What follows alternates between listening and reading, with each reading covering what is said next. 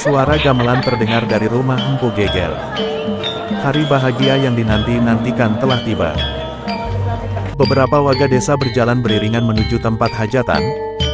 Sementara itu Empu Geger sebagai tuan rumah telah menyambut kedatangan mereka dengan jamuan dan pertunjukan tari yang ia datangkan langsung dari Blambangan.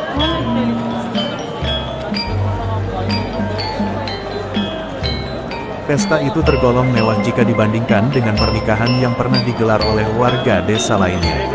Sebagai orang terpandang di desanya, tentu Empu Geger tak akan mengadakan pesta yang biasa-biasa saja. Apalagi ini adalah pernikahan Utari, putri bungsu kesayangannya.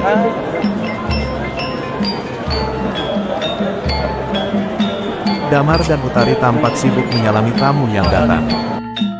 Utari terlihat cantik dalam balutan busana indah hasil rancangannya sendiri. Semua orang tahu kemampuan Utari dalam membatik, maka ia ingin membuat dirinya istimewa dalam pernikahannya ini lewat karya yang ia buat sendiri. Selendang berwarna hijau semakin menambah sempurna penampilannya di hari bahagia itu.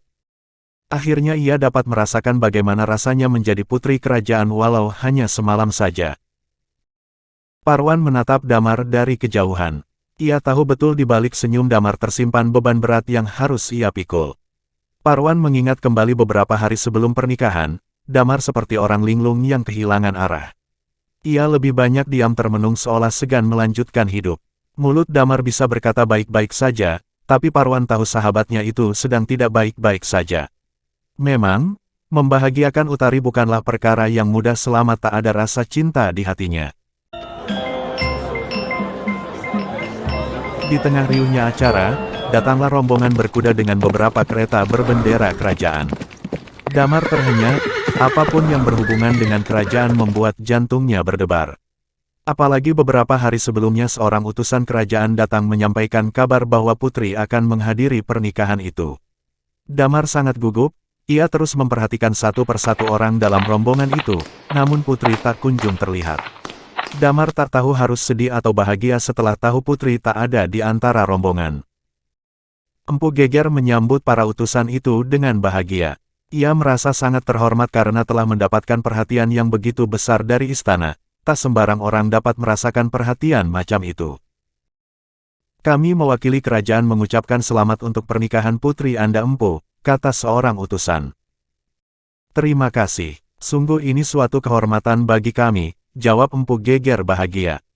Ini adalah hadiah yang sangat istimewa, karena Gusti Putri Sekar Ayu secara pribadi menghadiahkannya untuk putri Anda, kata utusan itu menyodorkan sebuah kotak dengan ukiran emas. Damar yang sedari tadi hanya diam, langsung terhenyak saat utusan itu menyebut nama Putri Sekar Ayu. Putriku sungguh sangat beruntung, jawab Empu Geger. Gusti Putri menitipkan permohonan maaf karena beliau urung hadir.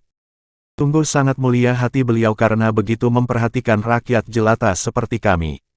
Tolong sampaikan ucapan terima kasihku untuk Gusti Putri. Timpal Utari merasa sangat tersanjung mendapatkan hadiah itu. Baiklah, kalau begitu kami mohon pamit. Mari kuantar ke depan, kata Empu Geger nampak sangat bahagia.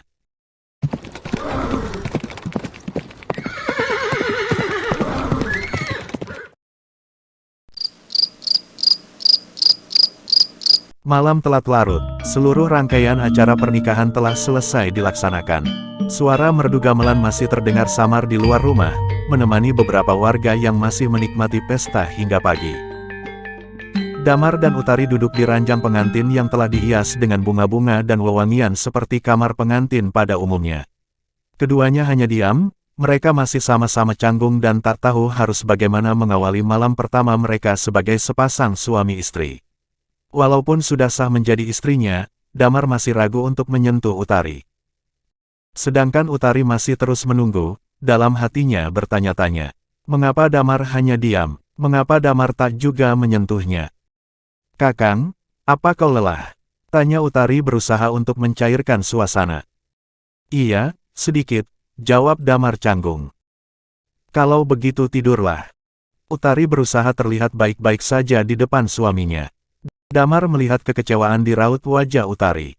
Setiap wanita pasti menginginkan malam pertama yang istimewa. Bagaimanapun juga Utari telah menjadi istrinya, ia berhak mendapatkan haknya sebagai seorang istri. Sungguh Damar merasa sangat bersalah karena telah mematahkan hati Utari seperti itu.